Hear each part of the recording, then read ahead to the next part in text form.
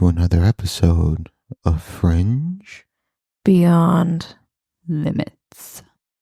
Hi, guys. Howdy, how? Hi. How you doing? I'm exhausted. Yeah. Yeah. Me too. Want some coffee? I want some cocaine. And coffee? Cocaína. Well, one of them I can hook you up with. Cocaine? Both are from Colombia.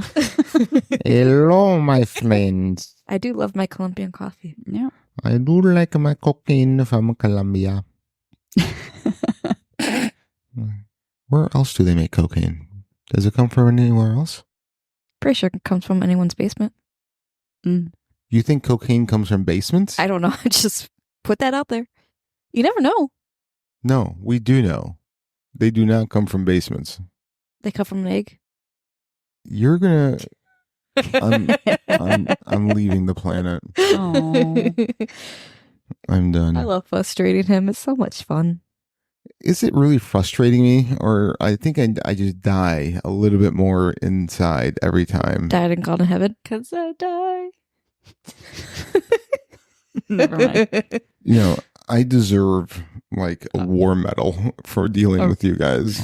You know, you keep talking about how shitty we are as your co-host. You can just do this by yourself. Or you can find new ones. I'm about to. You guys are borderline. The funny thing is we're your only two friends.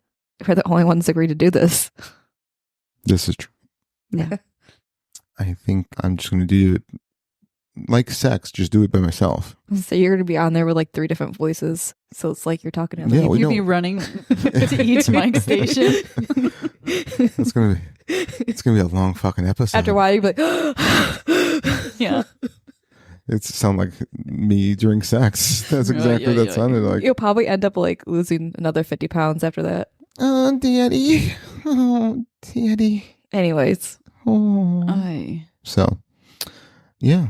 How was everyone's week? That was okay. It was good. Just getting stuff ready for the next week. Yeah. We have to sound so fucking boring, people. We are boring. Until we're together. Yeah. No. Yeah. All right. Well, I'll say some of my coworkers who listen to this understand why. At least why I'm like, I work with lead paint chips. Yeah. Because I got IMs from, oh, you met Carrie. Yeah. Carrie's like, I couldn't have said it better myself. How many coworkers do you have that listen to this? Is it more than one? Yeah. Yeah. Yeah. Are both a mix of male and female? Correct. Well, jury's still out on Steve. This is true. Hey, Steve, shout out. Steve, Hi, Steve. I'm still waiting to touch you forever and ever. Is Steve the Scooby-Doo to Brian Shaggy? Yeah. Yeah. Got it. Yeah. Okay. Yeah. That's Steve's. Hi, Steve. I remembered you. Do any of the females want to meet me in person? All the ones I know who have listened have already met you. And they refuse to come on the show because they have met you. I'm not sure how to take that. Take it exactly how that comes across. Not well. Oh, yeah, well. Not well at all. All right. I have a lot of soul searching to do now. It's going to keep him up at night. Ladies, yeah. Thank you for ruining what little self-esteem I had to begin with. And yeah, that's all I'm going to say about that now. He's okay. It's okay. So, Suck it up. yeah. So anything fun and exciting happening? No. Unfortunately, no. No. Oh, in 2 weeks, I'm going to go to see OAR in concert with you, actually. That's right. We are going to go see OAR. And Fits and Tantrums. And what? Fits. What's that? Pits and tantrums? No, I said Fits. What's Fits and Tantrums? Fits in the... Oh. What am I saying wrong? No, I'm not saying you're saying anything wrong. I just don't know what that is. The band. It's a band. Oh, I did not know that's a band. Yeah. I was like, did I say it wrong? No, he No. has a band. Oh, okay. I Yeah. didn't know. Where are you going to see them at? I can Their make same your hand concert. clap.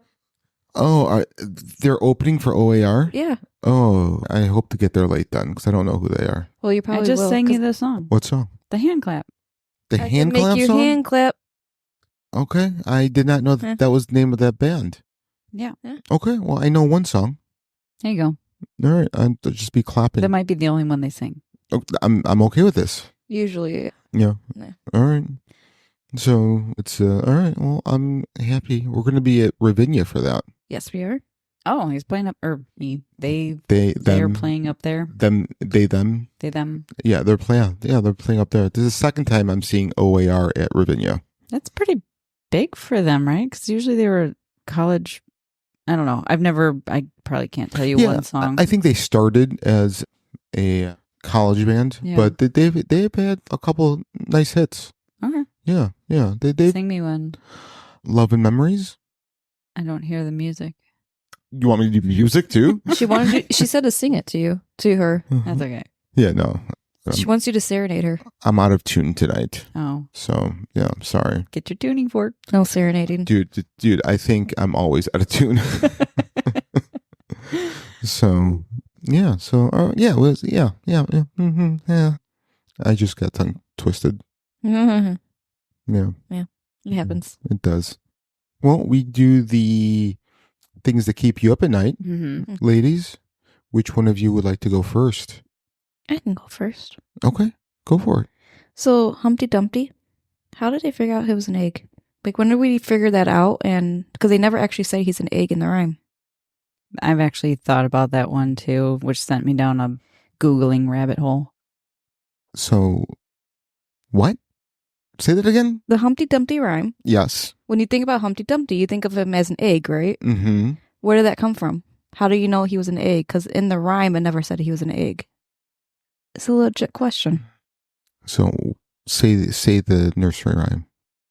For some reason, I'm blanking on it.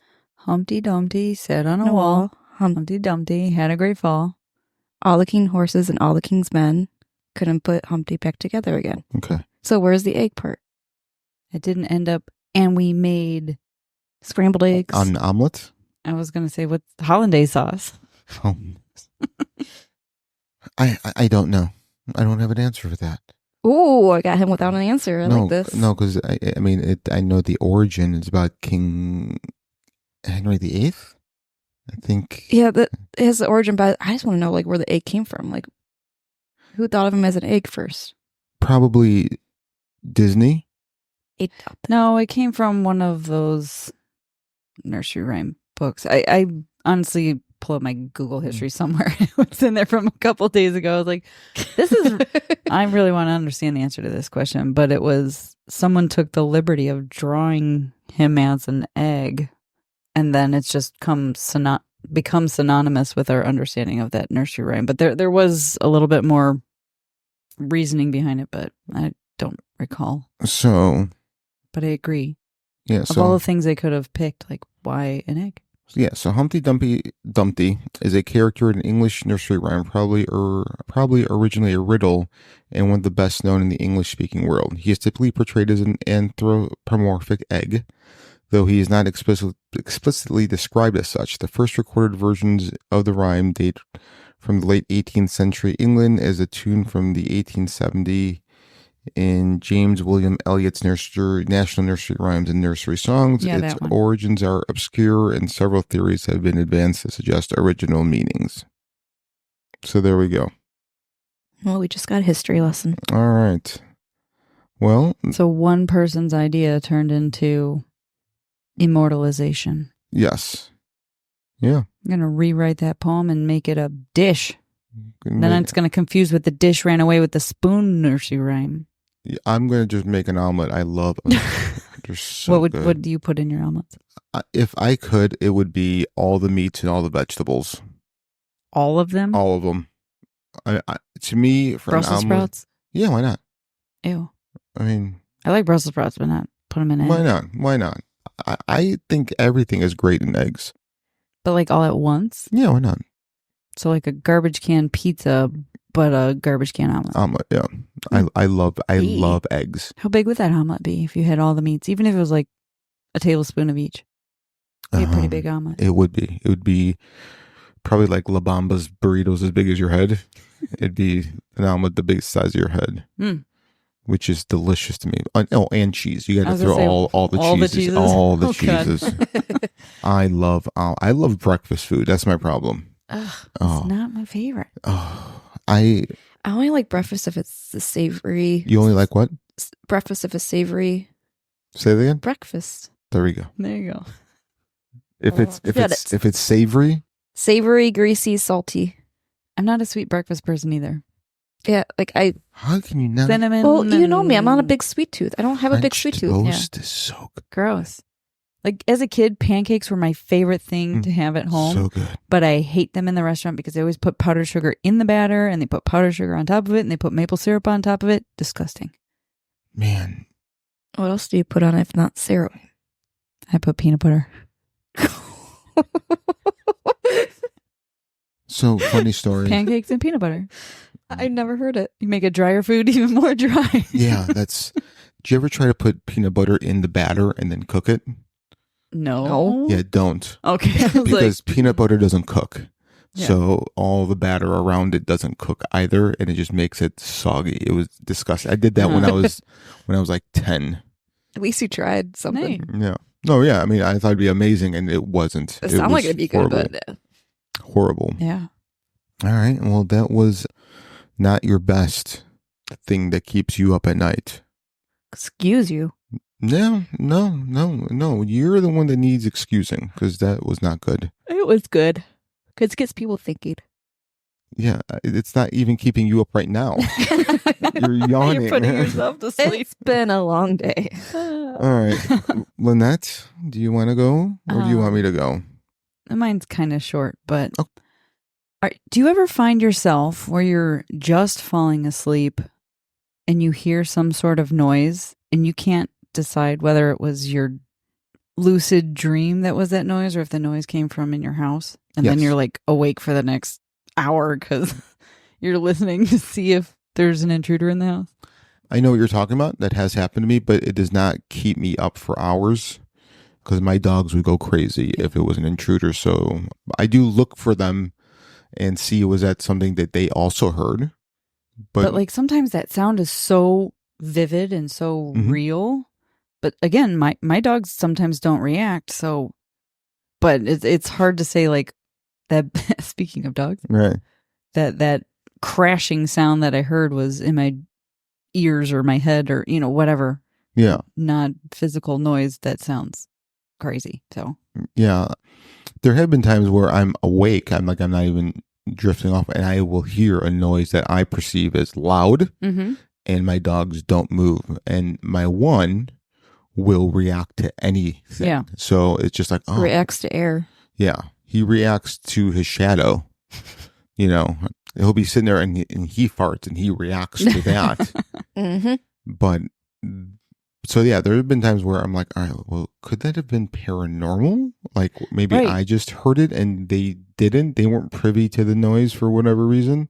and I think that I usually it's frustrating because I was just falling asleep. But then now I'm vigilant. I'm listening. Did that happen? Thinking, is it paranormal?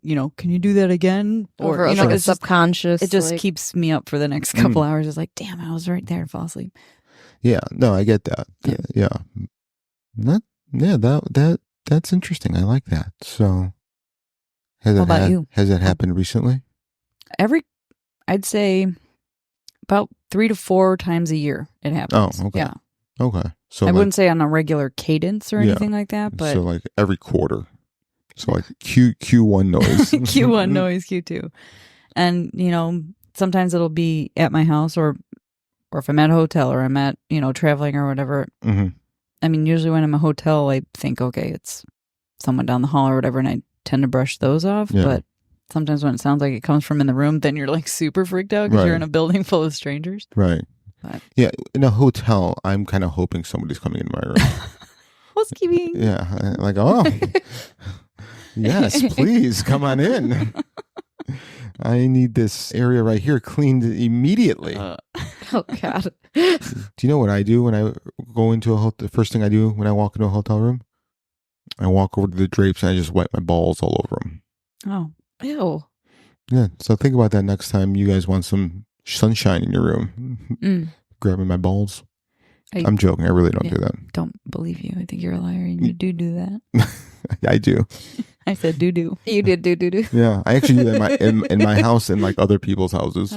Yeah. So don't. I'm just picturing you in like a motel that only has 2 floors. The parking lot's right there and you're just... Oh yeah, like when the opening windows are outside, yeah. Yeah.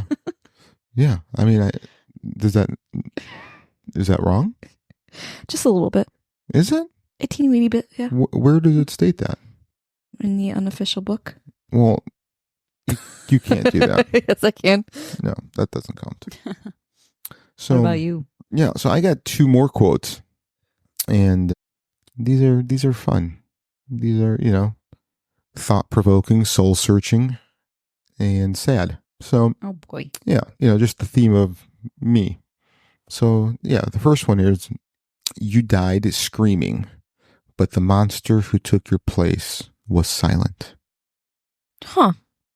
So they're basically kind of being possessed by something? No, it's deeper than that. So, you died screaming, but the monster who took your place was silent. So to me, this quote speaks to trauma. So the trauma that you endure, usually as a child, has you kicking and screaming and crying. And what is replaced is the monster that stays silent. So you can kind of think of, to me, like something that happens that creates like a serial killer. You know, so like you take the trauma that they experience, usually it's a child, usually it's sexual abuse, right? I mean, I can't even imagine, what that would be like. But what replaces that person is that serial killer, which is the monster, which is usually this quiet, silent, stalking type. Yeah. That's crazy. Okay. Well, yeah. You said you had 2 theories? No. That as well as, just any type of trauma that, a person endures that is replaced by, someone just not being so outspoken and being more. Yeah, go ahead. I was just wondering, could it also mean, like, what if it actually meant, going with your trauma line, I suppose, physical death, but by not speaking about it, the silence is the monster that pervades? Yeah. Very, very, very, very. I mean, to play off that, I guess, physical death, you go kicking and screaming, and the silence is what? The corpse that's left behind? Mm-hmm. Yeah. That's another way, yeah. Yeah. Yeah. Very well. So, yeah, that's a little quote that keeps me up. This other one is also great. Uh-oh. So it goes, they told me you were gone, and I screamed. I wailed, I cried, and I screamed some more. As loud as I could, I hoped that if you could hear me on your way to heaven, you would turn around and come back to me. Sheesh. So me losing my mother a while ago, that was 8 years ago, but then last year I lost both my dad and my uncle. That kind of spoke to me and just keeps me thinking. And also, like, you hear about people having near-death experiences, and it's like, what if a part of that, reason for turning back? Because some people say that they had a choice. Yeah. That they could have moved forward, or, what if them turning back was maybe something they did? This episode is brought to you by Progressive Insurance. Fiscally responsible, financial geniuses, monetary magicians. These are things people say about drivers who switch their car insurance to Progressive and save hundreds. Because Progressive offers discounts for paying in full, owning a home, and more. Plus, you can count on their great customer service to help you when you need it, so your dollar goes a long way. Visit Progressive.com to see if you could save on car insurance. Progressive Casualty Insurance Company and Affiliates. Potential savings will vary. Not available in all states or situations. They don't recall someone just praying, crying, whatever. Yeah. Thoughts? It's just heavy. I know. I kind of brought Very deep. the whole mood down with those two. But yeah. So yeah, those are mine. So you're welcome for bringing the mood down. So today, You're entitled to feel how you feel. Think what you think. yeah, I know. You do you. Somebody's got to do me. Might as well be me. Yeah. No. Sure. Listeners, if you guys would like to do me, please go ahead and send me an email at frank@fringebeyondlimits.com. That would be great to know that somebody wants to Do you in? do something to me. So, yeah, so today, guys, what are we talking about today? It's a little bit different, no? We are talking about the Stoned Ape Theory. The Not the stone tape theory. No, not the stoned tape, but the stoned ape. Ape, like, ooh, ah, ape. Well, how did that go again? Ooh, ah. That was actually, the second time was better. Yeah. The second time was better. So stoned Yes. ape. Yeah. Not stone tape. Right. Got it. Stoned ape. Like they stoned you to death. Oh, bad monkey. That's what I say to myself. I just beat it and say bad monkey. I've never heard of a stoned ape theory. Yeah, so I came across this and I thought it was really interesting.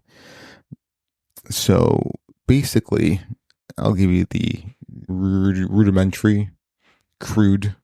It's just a theory that the way consciousness evolved into humanity, it was basically our ancestors of ours ate so much psilocybin mushrooms and tripped out for so long that from that spurred our consciousness.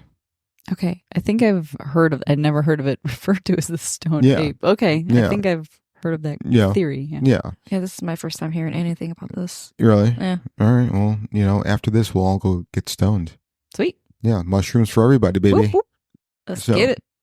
The stoned ape theory, also known as the stoned ape hypothesis, proposes a fascinating controversial idea. The rapid development of human consciousness and intelligence was significantly influenced by the consumption of psychedelic mushrooms. This theory, first articulated by ethnobotanist and philosopher Terence McKenna in the early 1990s, suggests that the ingestion of psilocybin-containing mushrooms by our early human ancestors played a crucial role in their evolutionary progress. This article delves into the origins, key points, supporting arguments, and criticisms of the stoned ape theory, while also exploring its broader implications. So, have any of you done? Actually, you know what? Allegedly, no one's done any drugs here. So we'll just... No, officially, nobody who's done anything here. Allegedly, have you or have you not? I have not. Officially, I would like to. So, I have not, allegedly. Allegedly, Lynette has not. Even though you know otherwise. I don't know anything. All right, so I plead the fifth.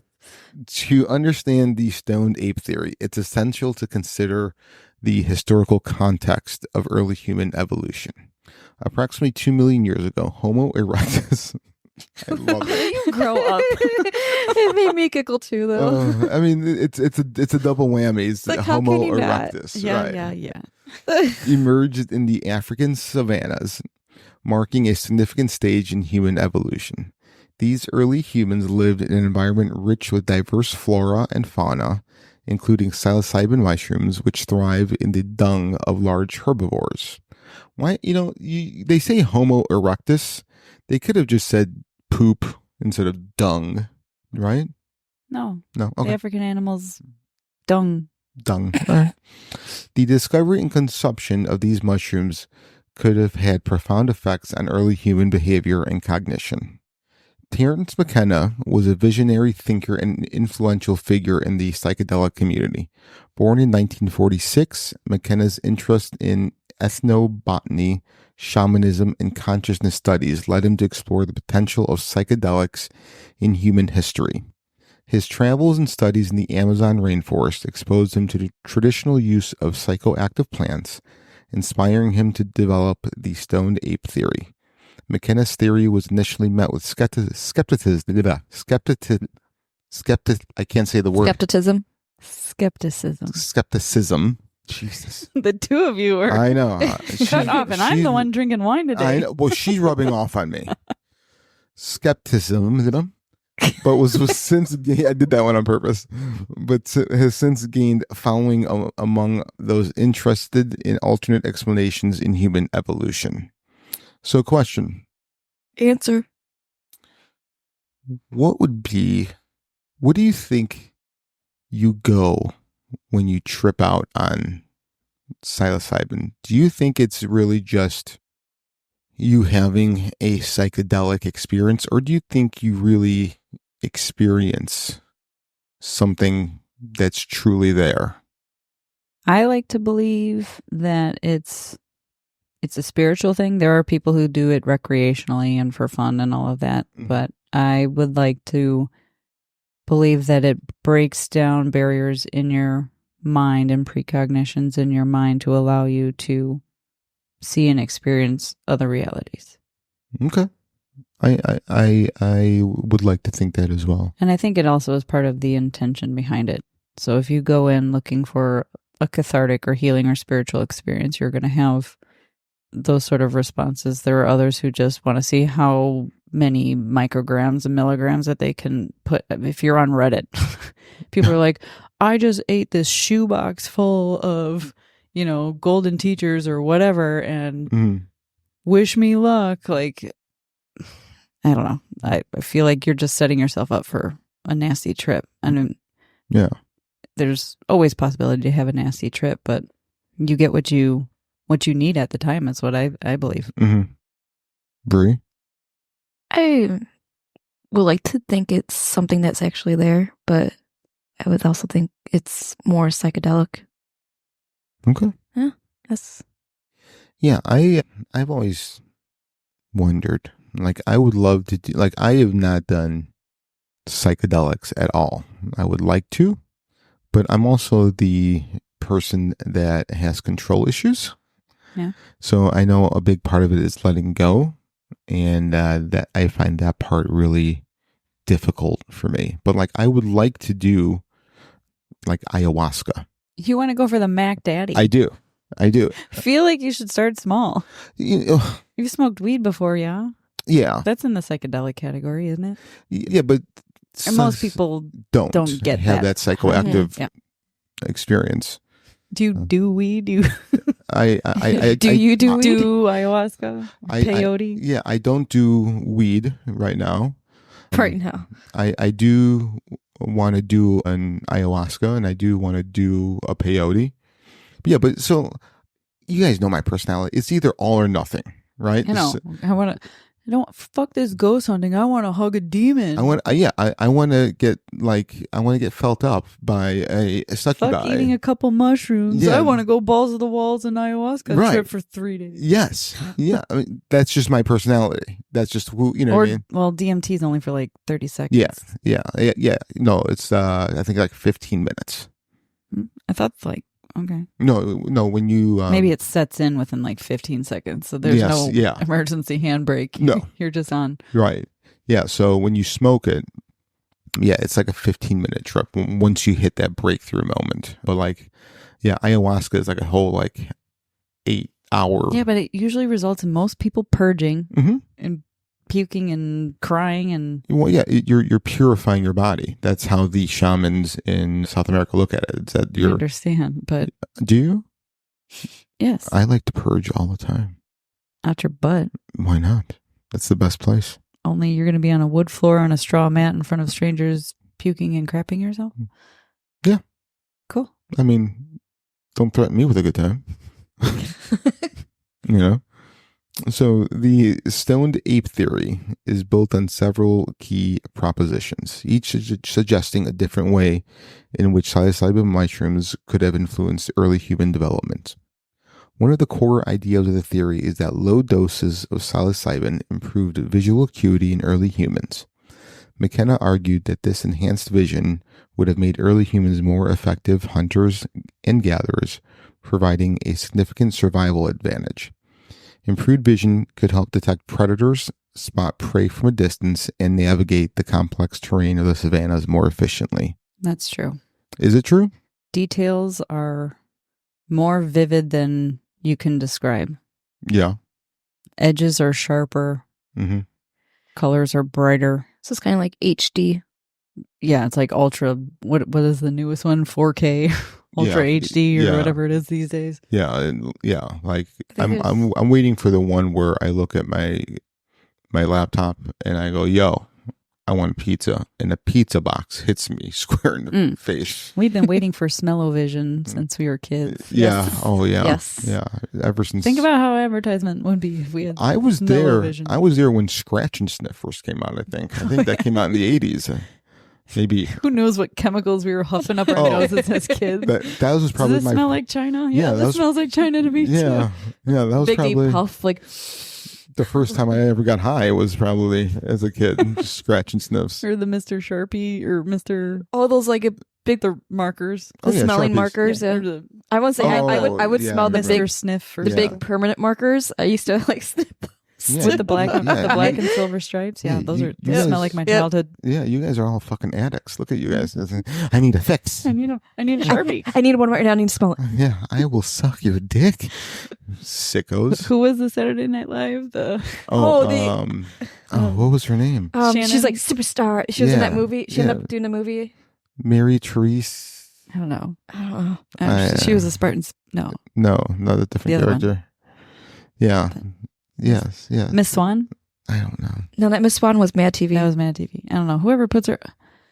What is her name? Yeah. Molly Shannon. Yeah, No. it's Molly Shannon's character. She played a Catholic schoolgirl. And she puts her hand in her arms Yeah. and she smells them like this. Because when I get nervous, I Smell them like smell like Put that. my arms in. I smell them like this. I don't remember. Are you googling She's this? googling it. Superstar Mary Catherine Gallagher. Mary Catherine Gallagher. Yeah. I was close. What did I say? I don't remember. Mary Therese. Mary Shelley. Mary. I don't know. Yeah, Something. Mary Shelley's Frankenstein. Yeah, Frankenstein. Yeah. Yeah. And you, Nope. and you were about to do the Thriller dance. And you did It was, which is Frankenstein. basically a Frankenstein. Yeah. Frankenstein walked like that. But no, It was played by Molly Shannon. Molly Shannon. Yeah, there you go. Okay. I think that was great. Thanks, guys. no, but I You're would, welcome. but yes, your visual acuity goes up. Okay. All right. Also, at slightly higher doses, psilocybin may have acted as an aphrodisiac, increasing sexual arousal and mating behaviors. This heightened sexual activity would lead to higher reproduction rates, spreading the genes associated with mushroom consumption. The theory suggests that this could have had a direct impact on population growth and genetic diversity. I think we should all take psilocybin right now in high doses and get sexually aroused. Yeah, we may need to try this theory out. I don't know how that works. Sex. You know, when two people get together. Yeah. When two people really love each other. Hmm. See, when I don't know. a No, boy, it doesn't have to be any what? one. So, No, what I meant was I don't know how it works because I feel like mobility slows down when you're high on psilocybin. really? Yeah. Okay. Does mobility slow down, or does the Or the perception. Perception It of could be the mobility. perception. Yeah. Like it feels like it's either in ultra mega speed or slow motion in waves. Okay. Yeah. Yeah, I So I could imagine what that's like for. I'm just gonna. Should I just go to like farms looking through cow poop for mushrooms? There is a mushroom that grows on cow poop. It's the psilocybe cubensis. Mm-hmm. That's probably the most common one that's sold on the market. Mm. but it's grown in horse and cow poop. Okay. Sugarcane mulch as well. Mm-hmm. And then the one that I think your monkeys are talking about is Penelois Mm-hmm. africanus, which is found in African and hippopotamus dung in Central Africa. Mm. Okay. So yes, if you want to go to barnyards and Yeah. monkey through Monkey little poops. Mhm. Yeah, well, I'll monkey through it. That's fine. Yeah. So McKenna proposed that even higher doses of psilocybin facilitated complex thought processes, including the development of language and symbolic thinking. The altered states of consciousness induced by these substances may have spurred creativity, leading to the creation of art, religion, and culture. This cognitive leap could explain the rapid development of sophisticated tools, social structures, and cultural practices observed in early human societies. Psychedelic experiences often result in feelings of unity and interconnectedness. McKenna believed that these experiences fostered stronger social bonds and cooperation among early humans, enhancing group survival. The shared mystical experiences could have reinforced group identity and cohesion, promoting collective action and mutual support. Probably because they were like, this mushroom could kill me, or Mhm. this mushroom could get me high. So Yeah. Is it like the Three Bears but with mushrooms? maybe this one's And this just one's right. just right. I don't This one is remember dinner. anybody dying or almost dying. No, but it's this one is dinner and I'm full. This one killed Uncle George. Uncle George. George the monkey. George And of this the one jungle. got me high as a kite. Just right. Okay. I enjoy this. This is great. Proponents of the Stoned Ape Theory point to ethnobotanical evidence in the cultural context of psychedelic use to support their claims. Historical and contemporary use of psychedelics in various cultures suggests a long-standing relationship between humans and these substances. Indigenous tribes around the world have used psychedelics for spiritual, medicinal, and social purposes, indicating their potential impact on human societies. For instance, the use of ayahuasca in South America, peyote among Native American tribes, and psilocybin mushrooms in Mesoamerica highlights the significance of these substances in cultural practices. These examples demonstrate that the psychedelics have been integrated into human rituals and belief systems for millennia, supporting the idea that they could have influenced early human development. So do you know how they make ayahuasca in South America? Yes. No. So this is where I think there is an outside hand helping with this. So with ayahuasca, it's a plant. So ayahuasca, if you ingest so let me back up. So DMT is the active ingredient in ayahuasca. So dimethyltryptamine. If you ingest DMT solely, there is acid in your stomach that neutralizes, so it never gets in your bloodstream to have the effects of it. Okay. So the tribal people in South America would turn this into a brew, into something you could drink by taking these plants that have DMT and boiling them. But they knew that they needed something to neutralize the acid in your stomach. So they knew of another plant that would act as an inhibitor to these acids and would neutralize the acid, allowing the DMT to flow through your digestive system. But not flow through your speech. Right, not my speech. It kind of sounds like I'm high. But it would let it flow through your digestive tract and be absorbed into your bloodstream. My question is, even, let's say, now they say for millennia, so this has been going on for 2,000, 3,000, 4,000 years in South America. Let's say it was even 500 years ago. Mm-hmm. How the hell did they know that this plant had these inhibitors that would neutralize the acid in your stomach? Trial and error. But how even get to that with no scientific knowledge, with no scientific testing? Well, you don't, I mean, Alien. indigenous folks have been using plant medicines for thousands of years. Correct. So they've all tried and tested the effects on the body and have recorded through either speech or whatever written. But I get what you're saying. But I think the important part to point out is the vine of the plant that's used here is on the opposite side of like a mountain range or something like that. Yes. They're hundreds of miles apart. Right. And they only grow in certain times of the year. And in these. This episode is brought to you by Progressive Insurance. You chose to hit play on this podcast today. Smart choice. Progressive loves to help people make smart choices. That's why they offer a tool called Auto Quote Explorer that allows you to compare your Progressive car insurance quote with rates from other companies. So you save time on the research and can enjoy savings when you choose the best rate for you. Give it a try after this episode at Progressive.com. Progressive Casualty Insurance Company and Affiliates. Not available in all states or situations. Prices vary based on how you buy. Region, so you can't grow this one over here Right. and vice versa. Climates.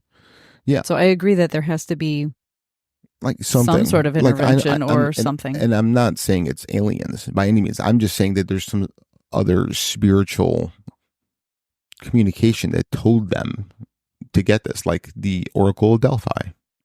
I mean, not saying that it was the Greeks, but I'm just saying, like, Yeah. like it's fascinating to learn and to try to think up of these different scenarios. It's just so weird. So that's how ayahuasca works. And supposedly when you go to these retreats I think it's in Peru mostly, I think so. Yeah. the shamans that do these rituals also drink the ayahuasca with you. So these shamans, I mean, if they're doing it. Well, the traditional ceremony was the shaman would drink it and you would go sit with the shaman and the shaman would have visuals for you. Right. But as soon as Westerners were like, cool, new drug and I can go heal myself, then they started opening up these rituals for folks to experience it themselves. Yeah. Yeah. And people who have gone through these rituals have been cured of all sorts of things. Mental illnesses, PTSD, addictions. Like not helped. Like keyword. Gone. Yeah, keyword is cured of these things. Mm-hmm. So they basically, if I remember, they basically call it the death of the ego. Yeah. So I don't know what that would be like, but I would love to go and experience it. There's different theories about ego death out there. Yeah. Yeah, no, there are. About being good or a bad thing. Right. Yeah. Right. But I would love to go and do this someday. But and you know what? And I haven't done this recently, but like, I'm going to say pre-COVID, I kind of looked at them. And to tell you the truth, they're not that horribly.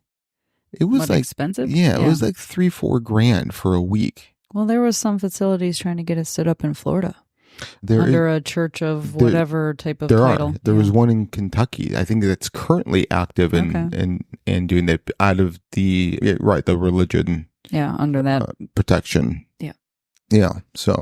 But I don't think you can do peyote. That's like a closed ceremony type of closed practice. Yes. It's still not open to white people. Oh. Or anybody else, unless you are invited by. Yeah. Specifically invited by a tribal member. Well, Mr. Tribal member, I mean this with all due respect, not being funny, but I would love to be, or at least have a conversation, Well, I think there's also some concern about the cactus being endangered because of people stealing, going on reservations and harvesting this plant. And that's illegal. Yeah, it's a big legal war and, they're fighting for their culture and there's just these white people taking what they think is theirs. Yeah. Fortunately. That's don't do that. That's, I'm trying to be respectful for Native Americans. When I'm saying that, I would love to even just have a conversation about it with someone in the know about that. So all that's to say is mushrooms are growing in your backyard. Don't eat mushrooms unless you know what you're doing. Yeah, please don't go out there. Don't listen to Lynette. Don't do that. I'm a nerdy forager, so I know what to look for, but I'm just... Yes, don't do that. Do not put something in your mouth that you do not know I mean, what it is or have properly identified. I mean that in all applications. I know you do. All right, so psilocybin, the active compound in psychedelic mushrooms, interacts with serotonin receptors in the brain, leading to altered perception and cognition. These neurochemical effects can result in enhanced sensory perception, increased emotional sensitivity, and profound changes in thought patterns. Some researchers argue that these effects could have influenced brain development and function over evolutionary timescales. Studies on the effects of psilocybin and other psychedelics have shown that these substances can induce states of consciousness that are radically different from ordinary waking states. These altered states often involve a sense of unity, transcendence, and interconnectedness, which could have played a role in shaping human consciousness and social behavior. The human brain underwent a remarkable increase in size and complexity approximately 2 million years ago, a phenomenon known as the encephalization event. Did I say that right? Encephalization event? The Stoned Ape Theory provides a potential explanation for this rapid brain expansion, attributing it to the cognitive enhancements induced by psychedelics. McKenna suggested that the consumption of psilocybin mushrooms could have stimulated neurogenesis, leading to the growth of new neural connections and the expansion of the brain. While this hypothesis remains speculative, it aligns with the observed timeline of brain development and the emergence of complex human behaviors. The rapid increase in brain size and cognitive abilities could be seen as a result of the interplay between genetic, environmental, and cultural factors, with psychedelics playing a contributory role. So, what do you guys think about that so far? That all this can be spurred on by just mushrooms? Right. It opens up new neural pathways and connectors. I mean, there are a lot of mental health studies going on using psychedelics as a means of treatment. So I think acid or something is one of them. MDMA. And I don't know what MDMA is. It's ecstasy. Is it? Yeah. Oh, I like ecstasy. Do you? I don't No, know what it is. I've never tried it. I've never done it. I just like the word ecstasy. Allegedly. Allegedly, no, for sure. I've never done it. But yeah, so they use it in like very small doses to help, especially PTSD sufferers, and they help them be able. I was reading an article. They help them relive the event of the trauma in a third person safe space, which allows them to process it appropriately to get over that event and basically heal. So it was really interesting reading that. Yeah. Well, it's about time they actually start studying these drugs after they've been all locked down as class 1s and all of this, or schedule 1s or whatever. Yeah, I mean, if it grows in the, MDMA and acid doesn't, but sure.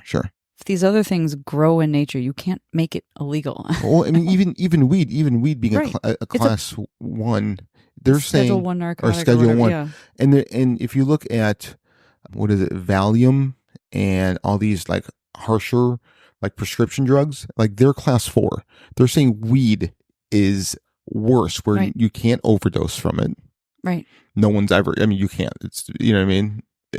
It baffles my mind that these psychedelics, psilocybin mushrooms, and doing a weed is worse. They say it's worse right. than Valium and what's the other one? Prescription one, Xanax. Yeah, it's crazy. Well, it makes you 2 points of that is sugar is completely legal, but it has the same reaction on the brain as cocaine, and we feed it to our children. But it's completely fine. It's completely fat. Okay. And, it makes you wonder, did someone just have a personal vendetta against this drug and then that's why it gets classified that way? Or did they know something? Did they know that when people had open minds and they weren't little lemmings and following the orders of society, like people who were not following convention are a disruption to society? Just another way of control. Yeah. Yeah.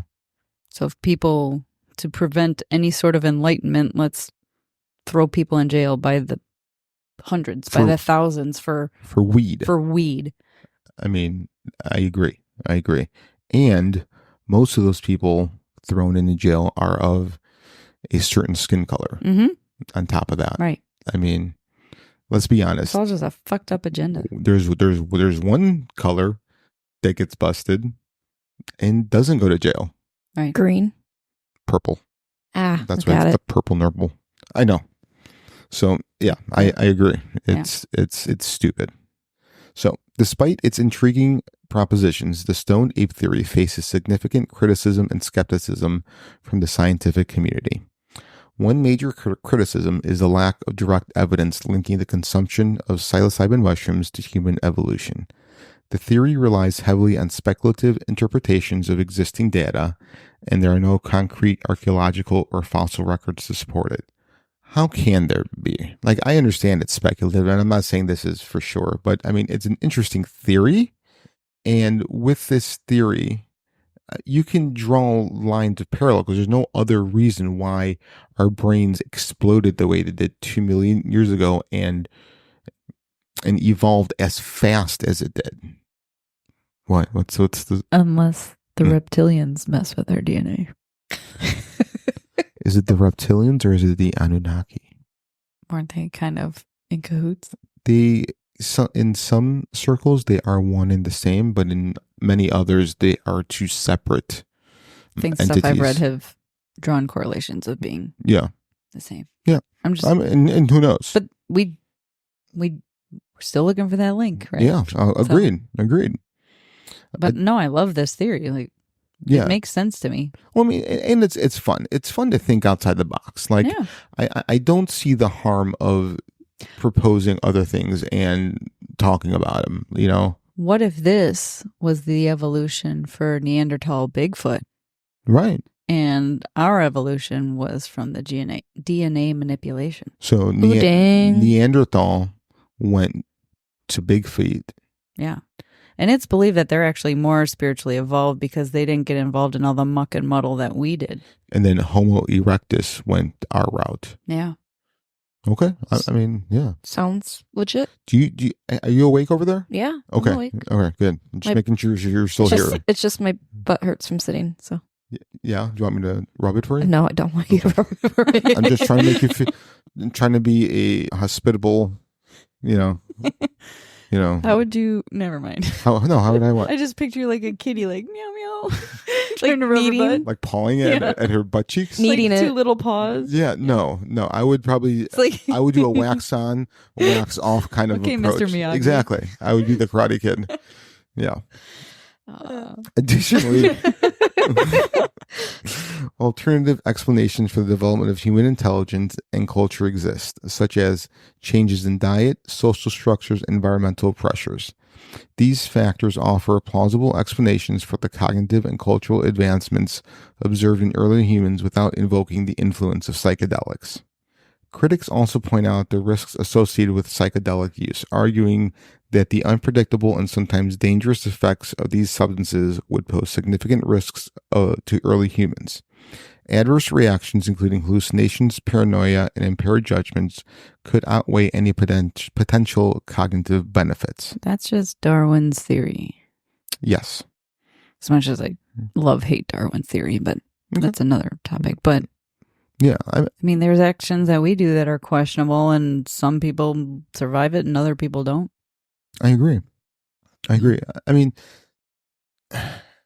there's no way of any one thought or another to be 100% correct. And I understand that we don't need to be 100% correct. That, 75% correct gets you there. And I agree with that. But to totally say that everything else is wrong, I think it does a disservice to being truthful and open-minded on other possibilities, because we don't know. Right. And it's okay to have other thoughts as long as thoughts and opinions don't become beliefs. And I think that's where things get really, really messy, is when an opinion becomes a belief. So, furthermore, mainstream scientists often view the Stoned Ape Theory as fringe science, lacking the rigorous empirical support required for broader acceptance. The theory remains a topic of debate and discussion within the psychedelic community and among those interested in alternative theories of human evolution. So, I mean, like, we can totally take the smartest scientific people and let's bring them to the most haunted areas.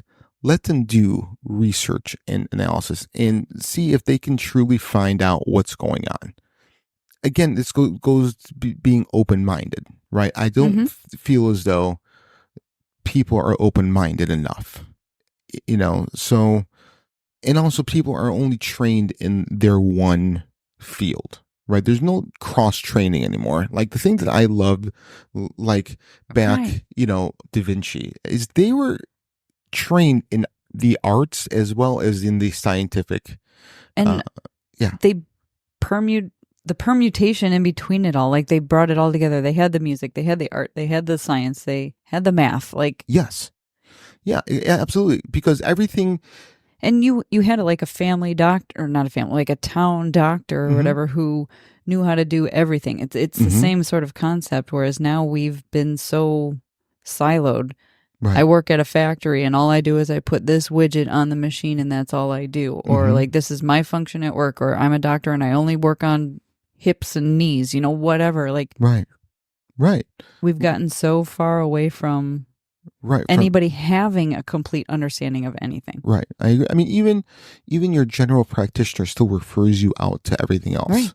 Right. And you can't, like, I can't go to general practitioner and be like, all right, just what do you think it is, and give me something. No, we need to date, over here and over there. And it's just like, I have a life. I need to work.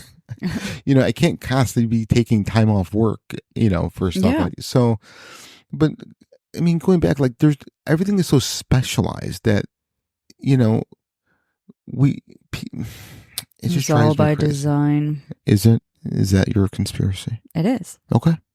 And I do believe that. I'm not saying I'm not saying it's all or nothing. Right. And I'm not saying. But in general, like, okay, we follow the scientific method. Like, that is what we've agreed upon socially, that is our process, and we still don't even follow it. Those who are the elites, or the most knowledgeable people in the scientific communities, still, step number one, ask a question. Like, sometimes you can't even ask a question because you are shut down by other folks who are saying, nope, that's not wrong. It's been proven that Darwin's theory is this. Well, what about all these other cases that Darwin's theory doesn't fit? Right. Well, that's just an anomaly. Right. Well, aren't you a scientist? Like, you should be looking into these anomalies. Why did the anomaly happen? Right. Like that's what I would like to. Your exception to your rule. Right. Like, is that there's no exceptions?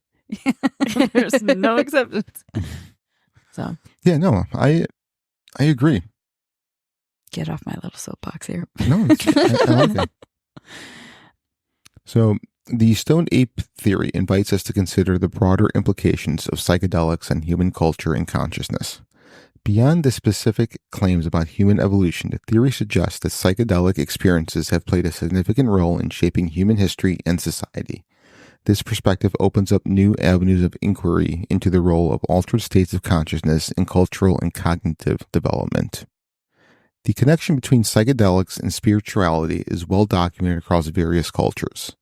Many indigenous traditions regard psychedelic substances as sacred tools for communicating with the divine, accessing hidden knowledge, and gaining insight into the nature of reality. The spiritual use of psychedelics often involves rituals, ceremonies, and shamanic practices designed to facilitate transformative experiences.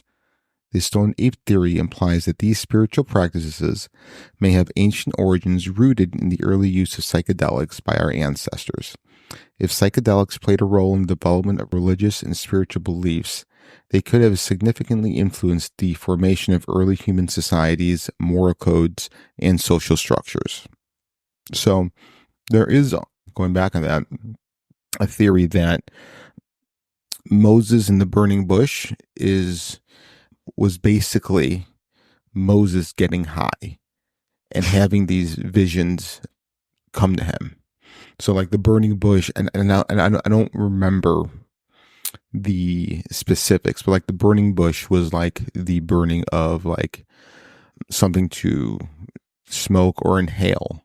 Okay. That he had these visions. So when the burning bush talked to him and spoke to him saying that he was God, was basically an analogy of that, which is pretty interesting. And also, I believe I think I mentioned the Oracle at Delphi. Mm-hmm. That was also the vapors coming from the caves underneath where the Oracle resided that would put her in these, and it was usually a woman, right? The Oracle was a woman. Yeah. Would put her into these psychedelic states to where Mm-hmm. she was able to give these prophecies and advice that people came asking her. So yeah, I mean, and again, it all goes back. Is it something? Is it as simple as just a chemical reaction going into our brain, or is it more of the chemical reaction opening a doorway for our consciousness to look through and experience that is real? You know what I mean? I do, and I don't know if we'll ever Yeah, answer because it's different reality for everyone. it is. And If it's real enough, even if it's just, let's just say it's just perceived visual occurrence that, your brain's just doing something weird. mhm. But if it's real enough for the person to make a change or to have some sort of impact, then it's done its job. Right. And also, I've thought about this as well, as that people who have serious mental health issues and have these psychoses and hallucinations, is it really to them? I mean, yes, it's real, but is that chemical imbalance doing something similar that these psychedelic drugs are doing in opening a doorway to a different reality that they're perceiving as real, but to them, that imbalance happens to them naturally, where you and I have to take a drug to help see that. Right. So are they really not crazy at all? Are they just I've often wondered that. Yeah. I went to school for psychology, but Mhm. I've often wondered, are the people who see or hear things or experiencing things, are they just not a disorder, but are they more connected spiritually to something greater than us? That, Mhm. just reiterating what you're saying, that we Right. take a drug that people are in mental health facilities or seeking counseling or whatever for. Right. Yeah, I like. Which one is more messed up? The Wh- person taking a drug to have this Who connection. is the crazy person? Yeah, right. Who's the crazy Right. person?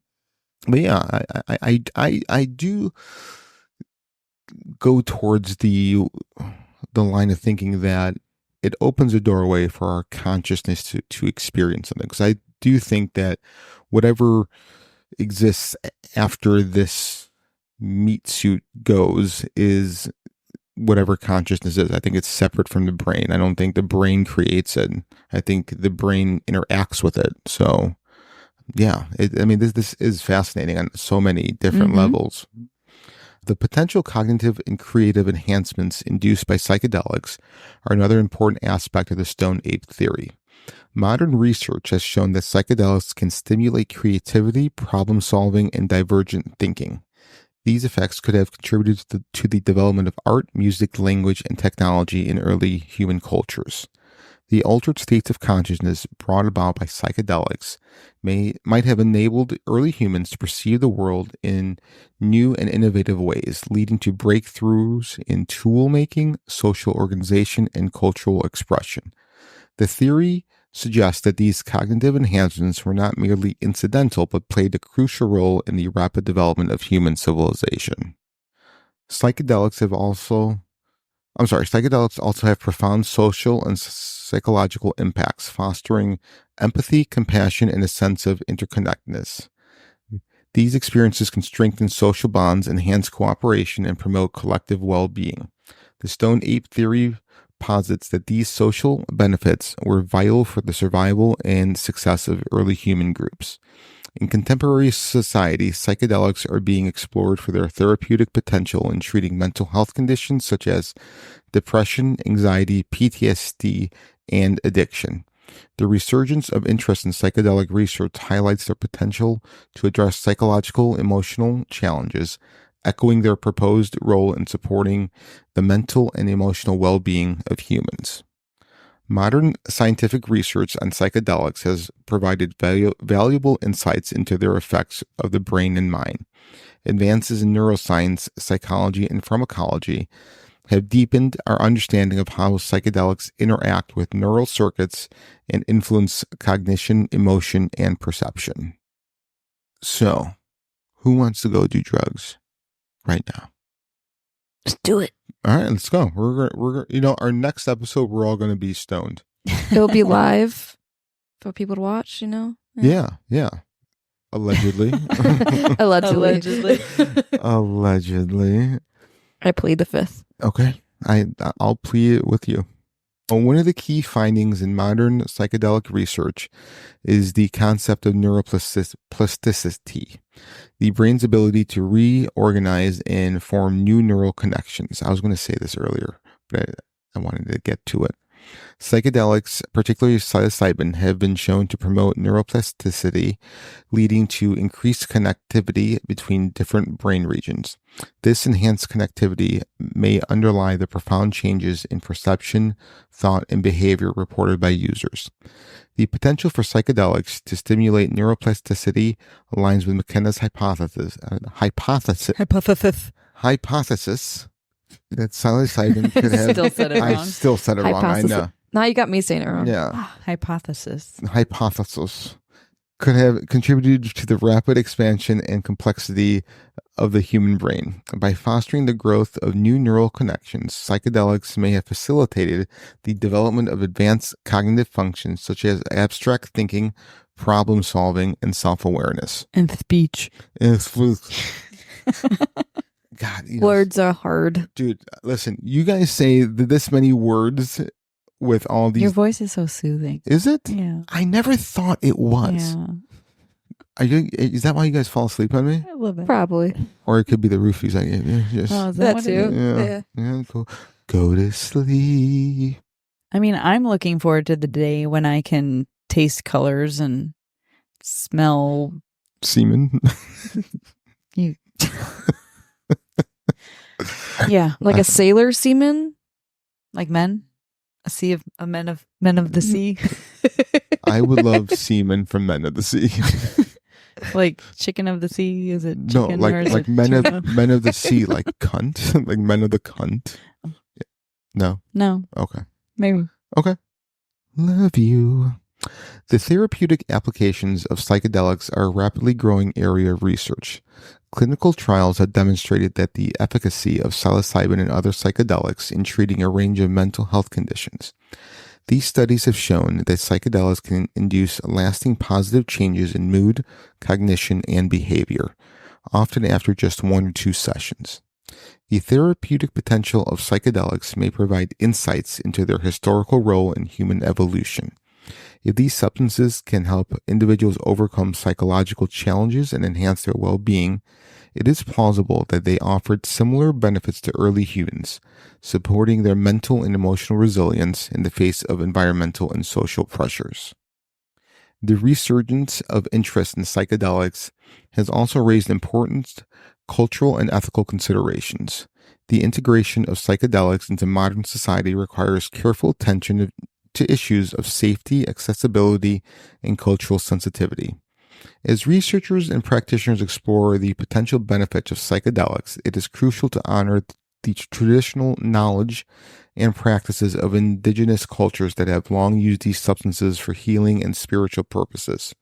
The Stoned Ape Theory encourages us to reflect on the cultural significance of psychedelics and their role in human history. By recognizing the contributions of psychedelics to human evolution, we can foster a deeper appreciation for their potential to support individual and collective well-being in the present and future. The Stoned Ape Theory, while speculative, opens up exciting possibilities for future research and exploration. Continued investigation into the role of psychedelics in human evolution and culture could yield valuable insights into the origins of human consciousness and creativity. Why don't you sign up for a study? I would love to. Why don't you be a test subject? Yeah. I would. At a university in England, I think just last summer, they started doing DMT studies to where they put you on a DMT trip for hours. I would have signed up in a heartbeat, to be able to. I think that would also put a lot of my control issues at bay, knowing I'm in a controlled environment, to being able to really just let go and experience the full effects of a psychedelic trip. What? Again, I don't understand why you want a trip that's 15 minutes that most people can hardly handle, and you want to do it for hours. Yes. And you haven't done a single psychedelic. Like, never. Well, you don't know. Nope. This is also coming from the guy who wants to meet a demon. So Yeah. Like, the highs of a psychedelic are great, but there are lows of a psychedelic that Yeah. are. I understand. I do understand that. Like, I've done a lot of reading and research into this. So it's not even like me being, what's the word? Naive to the experience. I know, but it's like talking about being seasick, but never having been on a boat. Right. Right. There's a good analogy. Yeah. Yeah. You can understand the physical symptoms, but the inside symptoms are, again, going back to, I wish people could feel what I feel. Yeah, absolutely. Yeah. I mean, oh God, that's one reason I would take away that superhuman skill if we ever had that. Because like all the people who are like high on meth and everything else like that, like I don't want to feel what they're feeling. Count me out. You don't want to feel what they're feeling when they're high, or you don't want to feel what they're feeling to want to be high. Both. Okay. All right. I'm good with that. Just over here tweaking out, scratching my neck. I'll suck your dick. Yeah. Ooh. Yuck. Interdisciplinary approaches are essential for advancing our understanding of the Stoned Ape Theory. Collaboration between fields such as anthropology, archaeology, psychology, neuroscience, and ethnobotany can provide a more comprehensive perspective on the potential role of psychedelics in human history. By integrating diverse lines of evidence and methodologies, researchers can develop more robust and nuanced theories about the influence of psychedelics on human development. But see, that's what we're talking about. Like, we need, if one person can't have all these different, what's the word I'm looking for? Experience? Not experiences, but all these different reactions? No.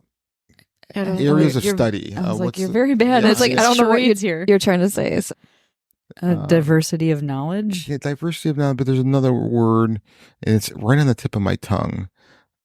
I can't think of it. But anyway, in one, like a Da Vinci, and all that, then we need to get these different experts working together towards something, Do you think Da Vinci was on mushrooms? Maybe. He may have been on something. Disciplines. That's what I was looking for. Multidisciplinary. Yeah. Yeah, okay. Jesus. So proud of you, Frank. I know. Words are hard for me today. With a hold. Yeah. I feel maybe all the great geniuses of the world were on some sort of drug. Maybe that's what Possibly. opened them up. I mean, before they were illegal, and like that's why we have no geniuses now, because everything's illegal. Yeah. I like that theory. Just like nobody is having, like back in the Bible, everybody was having premonitions and everybody was getting visited by angels and demons. Well, that ain't happening anymore because we probably aren't allowed to do drugs. Allegedly. Well, what is it? Is it Washington that delegalized like all the drugs? Decriminalized all the drugs? Was it Washington or Oregon? Oh, Washington. I thought you were talking D.C. Washington State and Oregon decriminalized. Yeah, everything. Well, yeah, because those mushrooms grow everywhere out there. That's where they come from. Do you think people are out there grazing like cows on these mushrooms? Yes, I've watched YouTube videos. Oh, really? Oh, that's great. That was a joke. That's hilarious. I wouldn't say grazing. They're speaking from like a scientific perspective, but Gotcha. also like the physical. Mhm. Because I literally pictured him on all fours eating Yeah. off the ground. You did picture that on all Yes, fours, I didn't did. you? I bet you did. Not in that way, You Frank. dirty girl. Oh, God. Archaeological and genetic evidence could provide important clues about the historical use of psychedelics and their impact on human evolution. For example, the discovery of ancient artifacts or cave paintings depicting psychedelic mushrooms could support the idea that early humans used these substances. Genetic studies could also shed light on the evolutionary mechanisms underlying the brain's response to psychedelics and their potential role in shaping human cognitive behavior. Like, isn't it true that psychedelic mushrooms like meld so well with the brain? Yeah. Yeah, right. The physical structure of the chemical compound Mhm. fits perfectly with the receptor that it is. Yeah, that's what I thought. It's I thought I almost read as if that. it was made for that. That's crazy. It's the perfect key to the lock. Yeah, that's crazy. Yeah. So And it also like rejects any of the other chemicals that will fit in there, but it blocks them while Mhm. this is being absorbed. Oh wow. Yeah. So it's like a VIP. Yes. Yeah, that's crazy. I thought I read that somewhere. Mhm. And, all right. I'm happy to know I was correct. I love mushrooms of all kinds. Food ones, Is Yeah, it? killer ones. You do have a mushroom knife. creepy ones. I have a question now. Mm-hmm. Is it really that shocking that penises have a mushroom shape? Maybe it's another drug. It is. You ladies are so lucky. And the fellas out there who enjoy them too. I know, but you guys should be receiving them much more frequently than you are. You don't know what goes on at my house? I have video. Creep. That is Cameras very everywhere. creepy. I did not sign a consent form, sir. Oh, you did. You just don't remember. Was I a mushroom? You were. Longitudinal and comparative studies can help assess the long-term effects of psychedelics on cognitive and psychological development. By studying the impact of psychedelics on modern populations over extended periods, researchers can gain insights into their potential contributions to individuals and societal well-being. Comparative studies of different cultures and their historical use of psychedelics can also provide valuable information about the diverse ways in which these substances have influenced human societies. As research on psychedelics continues to expand, the ethical and policy considerations must be addressed to ensure the response and equitable use of these substances. This includes developing guidelines for safe and informed psychedelic use, protecting the rights and knowledge of indigenous communities, and addressing issues of access and affordability. By fostering an ethical and inclusive approach to psychedelic research and practice, we can maximize the potential benefits of these substances for individuals and society as a whole. I do agree there that my personal belief is that as an adult, you should be able to put whatever you want in your body. You should be able to take whatever you want as long as you're not harming other people or yourself. So I do agree that with that, you need a safe space to do it in, right? And I don't mean just safe as in space as an accepting place, but like you said, Lynette, plenty of times during this episode, things can go wrong. You can have bad trips. Right. And when that does happen, there needs to be precautions to help you safely through that bad trip. So, yeah, I think that is a very intelligent and smart way of taking psychedelics, and then also the study and research behind it. So, the Stoned Ape Theory remains a provocative and imaginative hypothesis that changes conventional views on human evolution. While it offers an intriguing perspective on the potential role of psychedelics in shaping human consciousness and culture, it is essential to approach the theory with a critical mind. Further research and evidence are necessary to evaluate its validity and relevance to our understanding of human origins. Regardless of its acceptance, the Stoned Ape Theory continues to inspire discussions about the complex interplay between biology, culture, and the mind. It invites us to consider the possibility that our ancestors' encounters with psychedelics may have played a role in the extraordinary development of human intelligence and creativity.